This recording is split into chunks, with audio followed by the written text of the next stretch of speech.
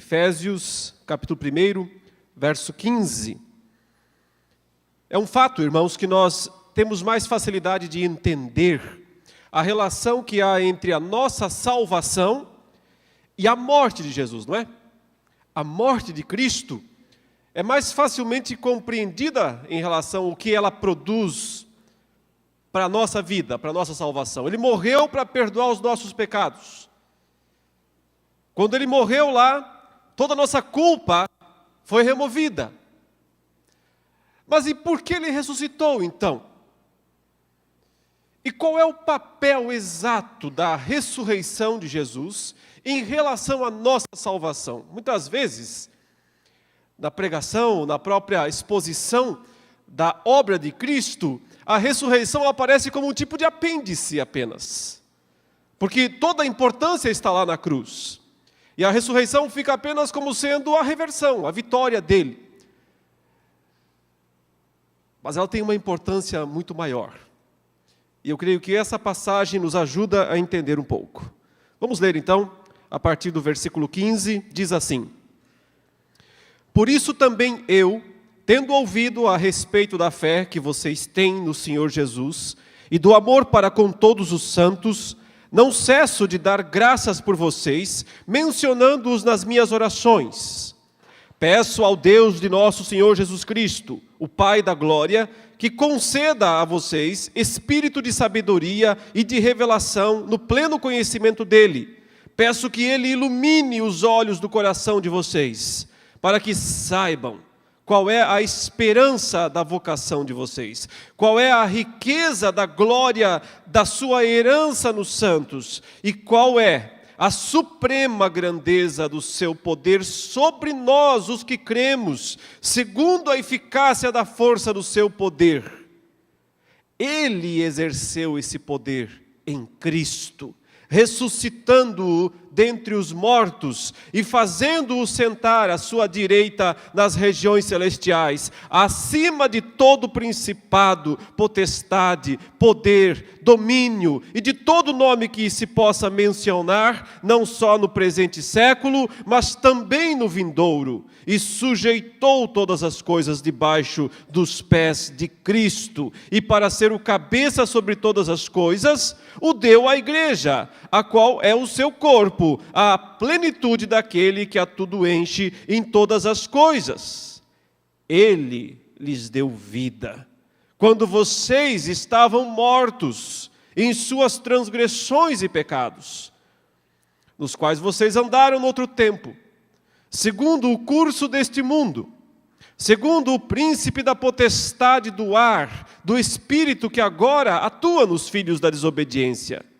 Entre eles também nós todos andamos no passado, segundo as inclinações da nossa carne, fazendo a vontade da carne e dos pensamentos, e éramos, por natureza, filhos da ira, como também os demais. Mas Deus, sendo rico em misericórdia, por causa do grande amor com que nos amou, e estando nós mortos em nossas transgressões, nos deu vida juntamente com Cristo. Pela graça vocês são salvos. E juntamente com Ele nos ressuscitou, e com Ele nos fez assentar nas regiões celestiais, em Cristo Jesus. Deus fez isso para mostrar nos tempos vindouros a suprema riqueza da sua graça em bondade para conosco em Cristo Jesus. Porque pela graça vocês são salvos, mediante a fé, e isto não vem de vós, é dom de Deus, não de obras, para que ninguém se glorie, pois somos feitura dele, criados em Cristo Jesus para boas obras, as quais Deus de antemão preparou para que andássemos nelas. Qual é a relação da nossa salvação com a ressurreição de Cristo? Essa passagem que nós lemos menciona, parte dela é um dos textos mais conhecidos dos cristãos, dos evangélicos, dos protestantes. O verso 8, não é? Pela graça vocês são salvos mediante a fé. Isso não vem de vocês, é um dom de Deus. Esse é o versículo um dos mais conhecidos de toda a história da fé reformada, protestante, evangélica, porque nós defendemos que nós não somos salvos pelas obras. Nós defendemos que a salvação é um dom, um presente de Deus. É graça, é pela graça. Mas o que isso tem a ver com a ressurreição? Talvez isso nem sempre fique tão claro para as nossas mentes. Porque muitas vezes, quando nós pensamos nessa questão da salvação pela graça, o que vem à nossa mente é mais ou menos o seguinte: é muito difícil eu conseguir me salvar. Por quê? Porque eu não consigo obedecer completamente à lei de Deus. A lei de Deus é muito difícil de ser cumprida, muito difícil de ser abençoada. Então, já que Deus sabe disso, e uma vez que Ele me ama, Ele resolveu facilitar um pouco as coisas para a minha vida e resolveu me salvar através da graça.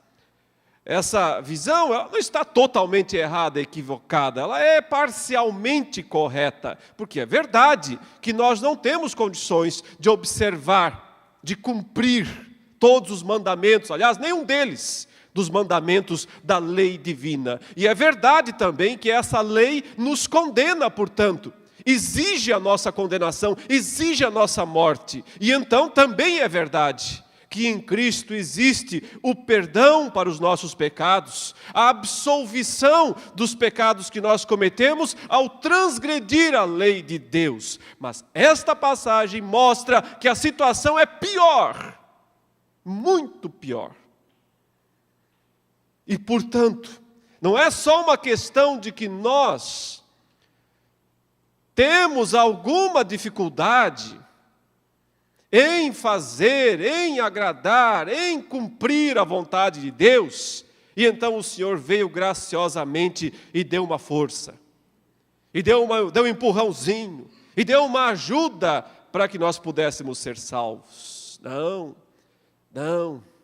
A salvação é uma coisa muito mais especial, muito mais espetacular, se me permite usar essa palavra, esse termo, extraordinária mesmo. E ela tem tudo a ver, não só com a morte de Cristo, que de fato quita, perdoa, paga os nossos débitos diante de Deus, mas tem tudo a ver com a ressurreição de Jesus. Porque através dessa ressurreição, nós recebemos poder. Poder para viver. Poder para viver. Agora e eternamente. Volte agora ao verso 15, meu irmão, minha irmã. Observe que Paulo está dizendo aí no versículo 15 do capítulo 1, que ele, após tomar conhecimento, ele não foi quem começou a igreja lá na cidade de Éfeso, mas ele tomou conhecimento de que havia um grupo de cristãos lá, já evangelizados por outros irmãos. Então, tendo ouvido isso, ele diz que começou a orar por eles. Paulo, de fato, era um homem de muita oração. Nós vemos ele em todas as cartas, sempre mencionando essa postura de, como pastor, orar pelas ovelhas, orar pelo grupo, orar pelas pessoas às quais ele está servindo. Mas interessantemente, você não o vê uma única vez orando por questões materiais. Eu estou orando por vocês para que vocês tenham boa saúde. Não, nunca vemos ele mencionando esse tipo de oração. Eu estou orando por vocês para que vocês tenham um bom emprego, uma boa situação financeira. Nunca. Não que essas coisas sejam erradas, entenda bem. Não que nós não possamos orar e pedir ao Senhor que nos dê condições de vida melhor, que nos dê uma cura, que nos dê o pão de cada dia. Afinal de contas, Cristo colocou esse pedido entre os 7 lá da oração dominical. Mas o ponto é que tem coisas mais importantes para serem pedidas, maiores, mais necessárias do que estas. E basicamente aqui o que Paulo está pedindo a Deus pelos efésios, para que os efésios tenham, é conhecimento de algo grandioso. E não é um mero conhecimento intelectual, é um conhecimento integral, ele diz. Tanto que a mente de vocês, quanto que o coração de vocês sejam iluminados. É interessante que ele usa uma expressão, que os olhos do seu coração sejam iluminados. Eu não sabia que eu tinha olhos no coração. Mas é o termo que ele usa. Ele fala que os olhos do seu coração sejam iluminados. Que os olhos da sua mente sejam iluminados. Que tanto intelectualmente quanto emotivamente, emocionalmente você compreenda, você entenda. Ou seja, um conhecimento global, um conhecimento completo, se formos usar um termo da moda, holístico. Um conhecimento que o nosso ser integral se aproprie disso. Que ocupe todas as esferas da nossa existência. Aquelas bem intelectuais, bem racionais, sim, elas são alvo também do Espírito de Deus. Mas também aquelas esferas mais emotivas, mais sentimentais, sim, elas também são alvo do Espírito de Deus. O Senhor quer que nós compreendamos isso cabalmente, totalmente. E o que é que Ele quer que nós compreendamos? Então Ele diz 3 coisas, mas a terceira é a mais importante. 3 coisas eu estou pedindo a Deus que vocês entendam. A primeira delas, então veja aí no verso 18, peço que Ele ilumine os olhos do coração de vocês, para que saibam qual é a esperança da vocação de vocês. Esperança quer dizer, quando vocês foram chamados lá no passado, quando o Senhor os chamou das trevas para a luz, Ele lhes deu uma esperança. Tem a ver, portanto, com o passado, com a conversão, com o momento do chamado divino.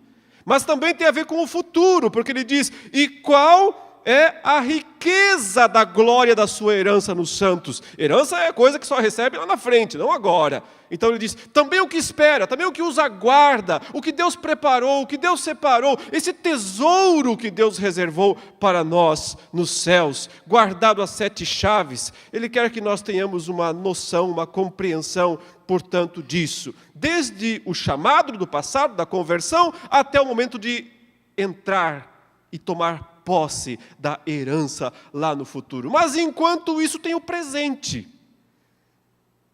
E o presente também é alvo aqui de algo extraordinário, e é sobre isso basicamente que ele vai falar daí para frente, até lá no versículo 10 que nós lemos do capítulo 2. Veja aí, no verso 19 ele diz, e qual é, essa é a terceira coisa que ele quer que nós saibamos, e essa que tem tudo a ver com a ressurreição de Cristo.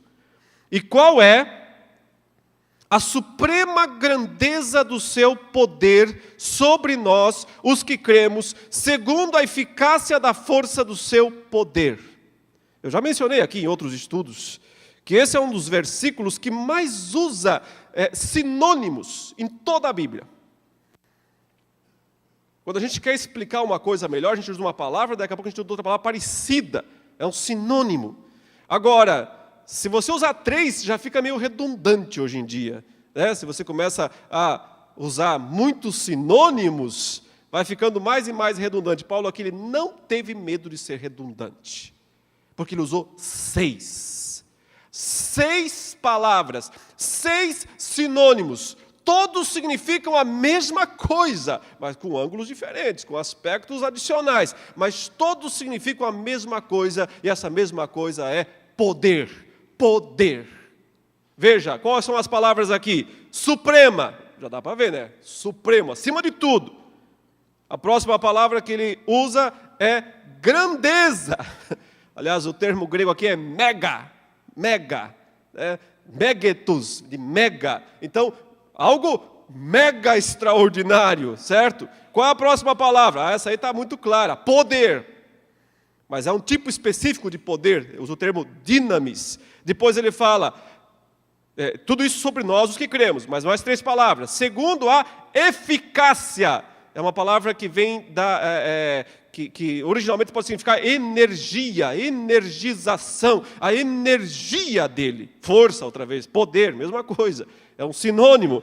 Mais uma palavra aí, ele diz força, ninguém tem dúvida, e volta a usar poder, mas não é o mesmo poder já usado antes. é um poder de uma outra natureza. Aliás, a palavra aqui seria domínio. O domínio dele, o seu senhorio. Seu senhorio. Mas é poder, poder, poder, poder. Para que tanta palavra? Para que tanto sinônimo? Porque ele sabe que está descrevendo o evento mais poderoso da história. Ele sabe que ele está descrevendo o evento, o momento, a situação em que o maior poder da história entrou em ação, foi posto em ação. Quando? Onde? O verso 20 explica. Ele exerceu esse poder aí, que tem 6 sinônimos no verso 19. Ele exerceu esse poder em Cristo, ressuscitando-o dentre os mortos e fazendo-o sentar à sua direita nas regiões celestiais. Irmãos, o que aconteceu naquela madrugada do primeiro dia da semana da Páscoa, lá em Jerusalém, quando aquela pedra foi movida, e fala que ela foi jogada para muito longe, mas esse não foi o grande poder. Empurrar uma pedra para Deus é muito fácil. O que aconteceu lá dentro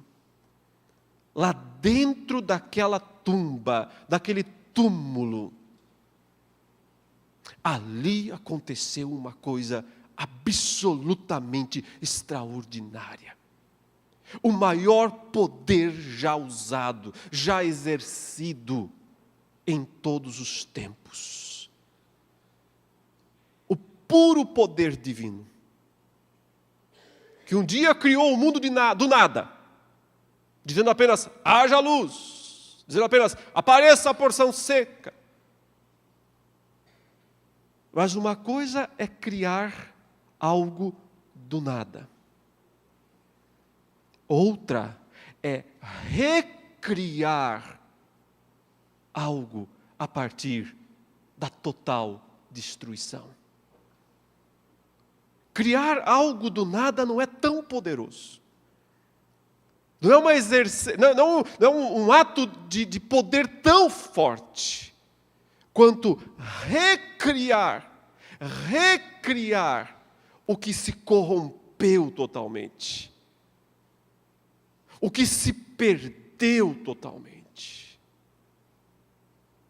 É por isso que Paulo usa 6 sinônimos aqui, para tentar dar uma noção, para que a igreja compreenda um pouquinho o que é o poder mesmo, o poder de Deus.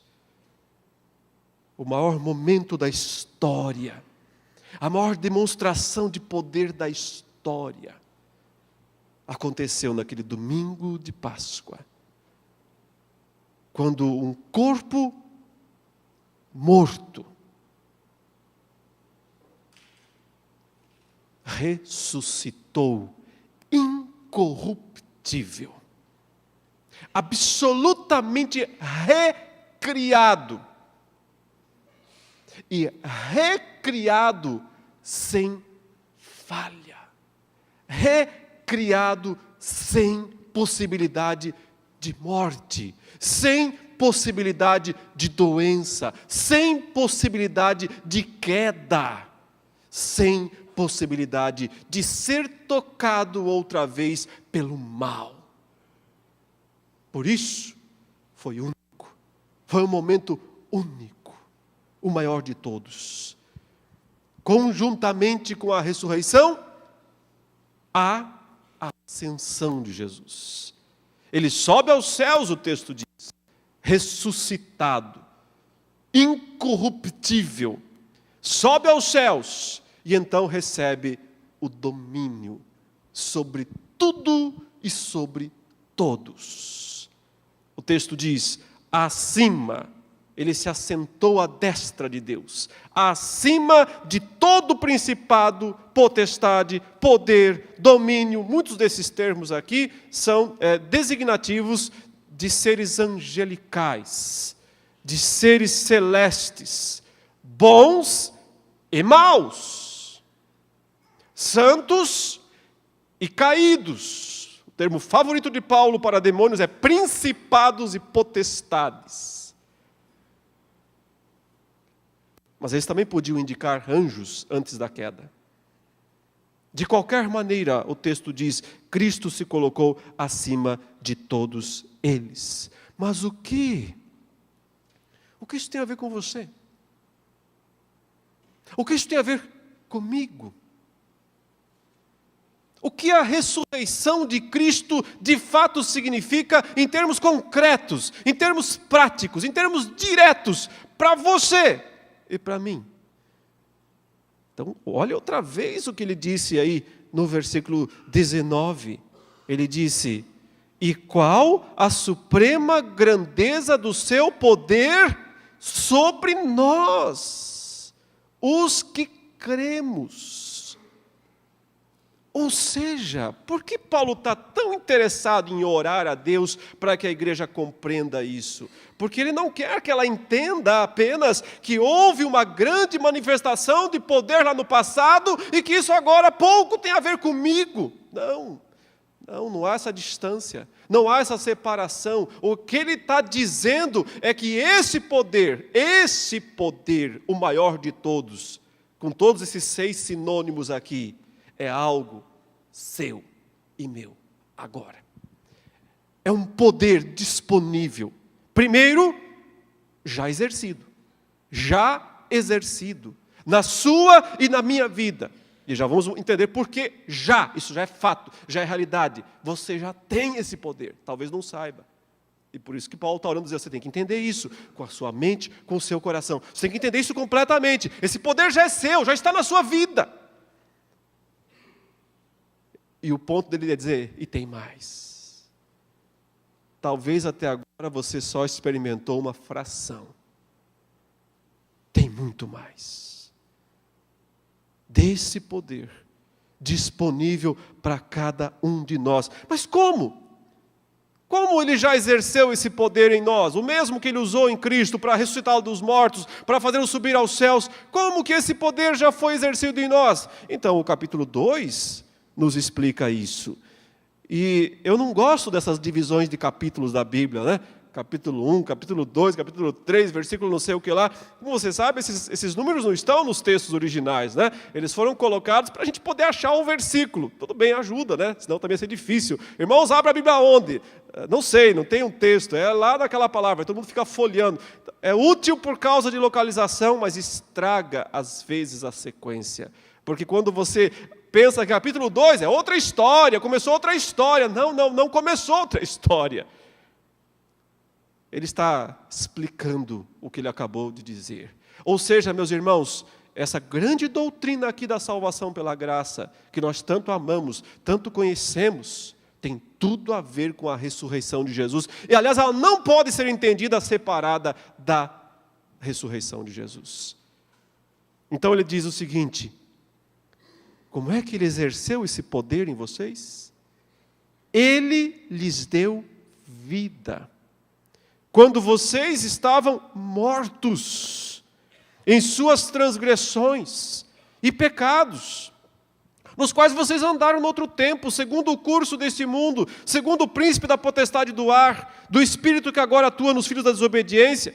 Entre eles também nós todos andamos no passado, segundo as inclinações da nossa carne, e fazendo a vontade da carne e dos pensamentos, e éramos por natureza filhos da ira, como também os demais. Não, meus irmãos, não. Salvação pela graça não significa que nós tínhamos alguma dificuldade em obedecer à lei, à vontade de Deus, e aí o Senhor veio e deu uma forcinha para a gente, e disse, eu vou te salvar pela graça. Não, é pior. A descrição do nosso estado não é de alguém que está com dificuldade de fazer alguma coisa e precisa de uma certa ajuda. A descrição do nosso estado é da mais completa inutilidade, incapacidade, morte. O termo é, vocês estavam mortos. sem Cristo, só há mortos. Morte é a única realidade do mundo, da humanidade. Quem não tem Cristo está morto, não está morrendo, está morto. Não está mais ou menos, não está passando mal, não está na UTI. Está morto. Esse é o termo. Morto. E é uma morte espiritual, evidentemente. Não é uma morte física, ainda não, a física o aguarda. Mas é uma morte espiritual. Mas que é tão morte quanto a física. Porque tem o mesmo termo, a mesma expressão, o mesmo descritivo. Mortos em seus delitos, em suas transgressões, em seus pecados. Esse é o maior nivelador da humanidade. O pecado. O maior nivelador. Eu sei que nós somos divididos em classes, em gênero, em tantas e tantas divisões da sociedade, mas existe um nivelador geral, que põe todo mundo abaixo disso. E esse nivelador se chama transgressões e pecados. Morte. Os versículos 2 e 3 colocam 3 intensificadores de morte, para dizer, mas morto mesmo. A ideia é morto e bem morto. Para que não fique pensando que é mais ou menos morto. É morto e morto para valer. Ele coloca os 3 intensificadores de morte, porque ele diz, nos quais vocês andaram no outro tempo, segundo o primeiro intensificador de morte, o curso deste mundo. Que significa simplesmente o modo de vida do mundo. O jeito como o mundo vive, isso é morte, isso não é vida. A gente chama de vida. O modo como o mundo vive, tínhamos que dizer o modo como o mundo morre. Curso de morte deste mundo. A mentalidade. Tudo que dita os rumos da sociedade, da vida humana nesse planeta. Isso é apenas um intensificador de morte, para manter você morto, mas bem morto. O segundo intensificador de morte aí, ele diz, segundo o príncipe da potestade do ar, do espírito que agora atua nos filhos da desobediência. Vamos dar os nomes claros, Satanás, o diabo, seus demônios, os principados, as potestades, que a Bíblia fala que tem uma função atual, tinham uma função antiga de acusadores, perderam essa função, foram despojados por Cristo, senão nós não poderíamos ser salvos. Mas hoje eles têm uma função de enganadores, eles cegam os incrédulos, é isso que Paulo fala em 2 Coríntios 4:4. Então, olha só que coisa, o sujeito já está morto. E vem o diabo e diz, e você não vai enxergar nada. É um intensificador de morte. Claro, isso tudo é morte espiritual. O que fica claro aqui é que nenhum de nós conseguiria encontrar salvação por nós mesmos. O que fica absolutamente claro é que nós não estávamos precisando de um empurrãozinho, de uma ajudinha para melhorar a nossa vida. Nós precisávamos de um milagre. E não de um mero milagre, não de qualquer milagre, mas do maior de todos, os milagres. O maior poder já posto em ação neste mundo foi quando Deus ressuscitou Jesus dentre os mortos e quando Ele acordou esse seu coração morto. E quando ele, pela graça e pela misericórdia dele, foi até a sua vida, ou melhor, até a sua morte, e disse: ressuscite, viva de fato. Esse é o maior milagre da história. Esse é o maior poder da história. O terceiro intensificador de morte aí que Paulo diz, as nossas inclinações, da nossa carne, a nossa natureza carnal, a nossa natureza decaída, herdada de Adão. Ou seja, a famosa tríade maligna: o mundo, o diabo e a carne. O mundo, o diabo e a carne. Os três intensificadores de morte. Para que fique muito claro que o nosso estado sem Cristo é de total desespero, total incapacidade de viver. Salvação não acontece porque nós simplesmente decidimos viver. Como não acontece uma vida quando um morto decide viver. Senão os cemitérios estavam vazios. A morte é uma prisão. Uma prisão. É isso que a morte é. Que só pode ser quebrada por um milagre, por uma intervenção sobrenatural, e não qualquer milagre, não qualquer intervenção, mas a maior de todas. O maior poder da história já agiu em sua vida. Verso 4 relembra isso muito bem. Mas Deus, esse mas Deus é extraordinário. Veja esse mas. O que quer dizer? Assim você estava, assim você era, morto, morto, morto, morto. E continuaria dessa forma, sem a menor chance de reversão. Mas Deus. É com esse mas que começa a virada. É com esse mas que começa a reversão da derrota. Mas Deus, não, veja bem, não, mas você, mas eu, mas o pregador então, poderoso, fez toda a diferença na minha vida. Bobagens. Não.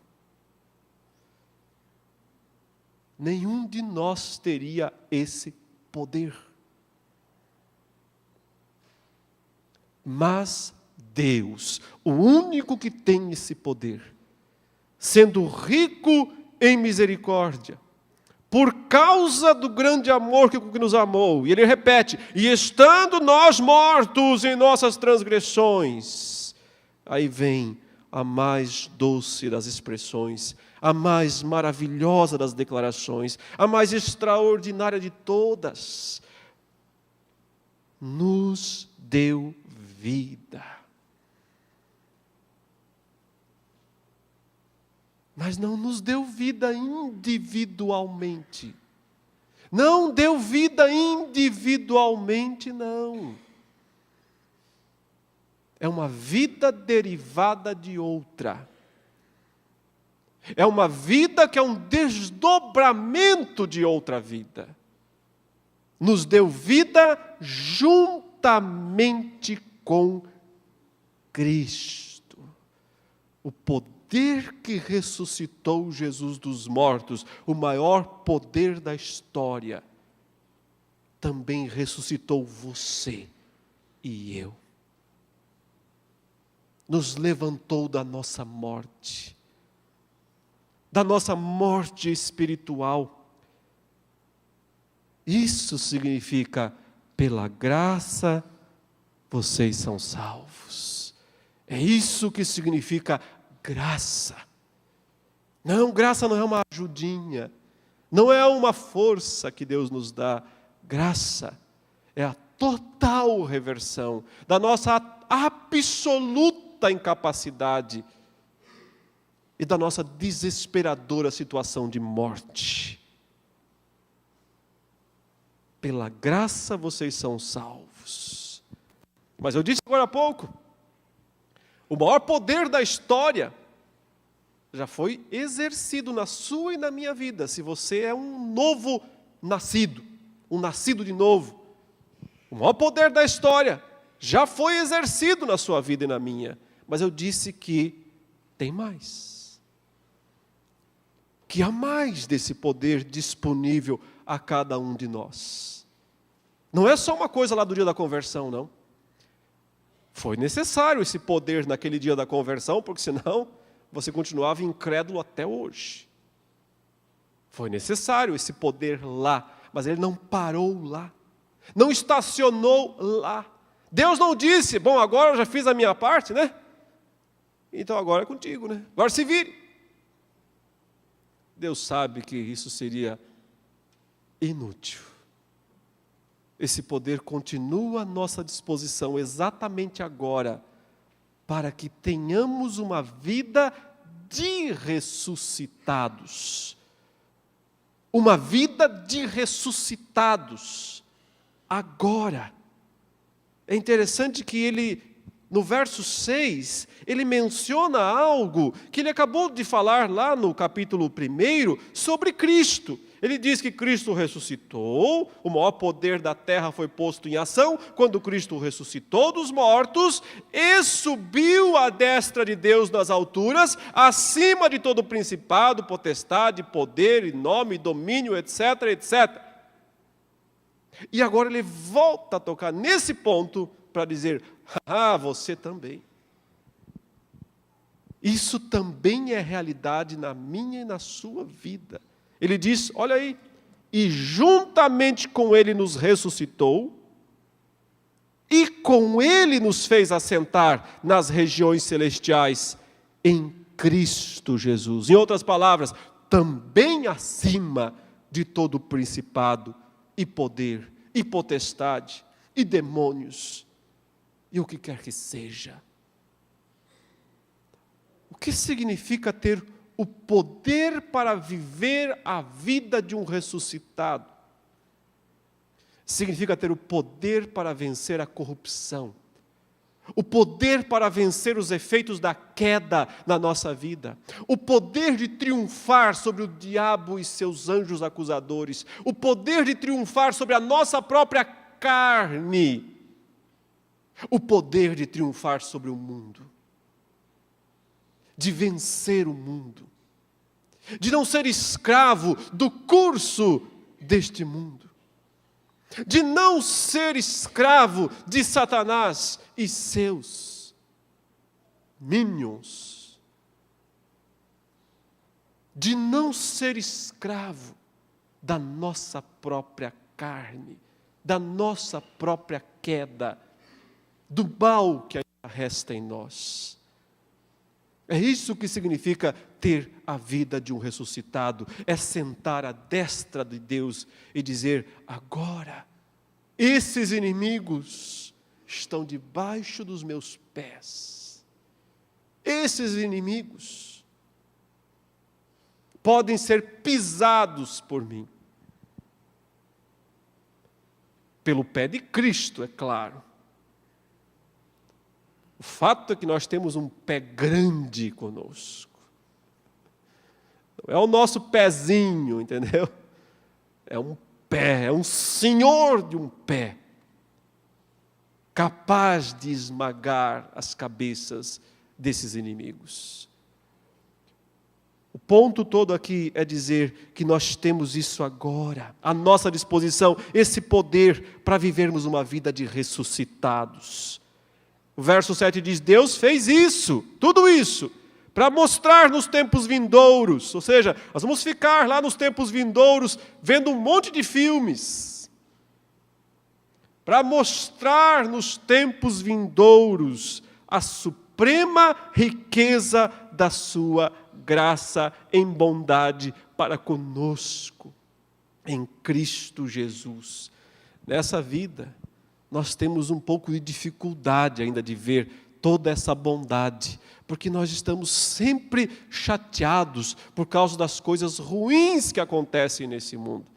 Mas quando estivermos livres de todas essas limitações e habitarmos o mundo vindouro, então a única coisa que nós veremos é a suprema riqueza da graça dele, toda a bondade dele para conosco em Cristo Jesus. Porque pela graça vocês são salvos, ele repete outra vez, mediante a fé, e isso não vem de vós. Ficou claro, né? Morto não tem nada, morto não produz nada, morto não crê, morto não se arrepende, morto não decide viver, morto só tem uma escolha: continuar morto. Por isso a graça, por isso não vem de vós, é dom de Deus, não de obras. Que obras faz um morto? Que obras pode um morto fazer? Não de obras, para que ninguém se glorie. Que vanglória pode ter um morto? Toda glória é de Cristo. Toda a glória é de Deus. Nós veremos por toda a eternidade, ele está dizendo. Deus fez isso para mostrar nos tempos vindouros. A gente vai ver isso por toda a eternidade. Nunca na eternidade nós cometeremos a loucura de pensar que temos méritos. Aqui ainda muitas vezes nós cometemos essa loucura. Aqui ainda, muitas vezes, nós alimentamos esse sentimento tão tolo de pensar que temos algum mérito diante de Deus. Mas graças a Deus chegará um dia em que estaremos totalmente livres dessa loucura. O verso 10 diz: o poder está aí à sua disposição agora. O poder está aí à sua disposição agora. Pois somos feitura dele. Ele nos criou. Eu já disse agora há pouco. Precisa de muito poder para criar uma coisa do zero. Mas precisa de muito mais poder para recriar uma coisa tão estragada, tão deteriorada. Somos feitura dele. Criação especial, essa é a ideia. Obra-prima. Criados em Cristo Jesus. Ele não está falando da velha criação, está falando da nova criação. Feitura dele. Obra-prima dele. Criados em Cristo Jesus para boas obras. Para a vida de um ressuscitado, as quais Deus preparou para que andássemos nela, porque Ele nos ressuscitou, porque Ele usou o maior poder que Ele tem para nos levantar dos mortos, para nos livrar das prisões do mundo, do diabo e da carne. Então é possível agora sim, a cada um de nós, não uma vida de perfeição, mas sim uma vida de superação. Superar o pecado. Superar o mundo. Superar Satanás e seus anjos. Isso é possível por causa de um certo pé grande, que esmaga cabeças, que esmaga seus inimigos, assentado à destra de Deus. Esse poder é nosso. Entendeu agora por que é que Paulo está orando tanto por isso? Por que ele repete tanto isso? É o que eu mais quero, é o que eu mais desejo, que vocês compreendam, que vocês entendam. Porque compreender isso é o ponto de partida para viver isso. Claro, não adianta só compreender e não viver. Mas compreender isso e crer é o ponto de partida para viver a vida de um ressuscitado. Vamos orar. Ajude-nos, ó Deus, pelo poder que há no nome de Jesus, pelo poder do Espírito de Deus, pelo poder eterno de Deus, o nosso Pai, que sejamos mesmo ressuscitados, que vivamos vidas de quem venceu a morte, o diabo, o mundo, a carne, e vivamos para a Tua inteira glória, em nome de Jesus. Amém.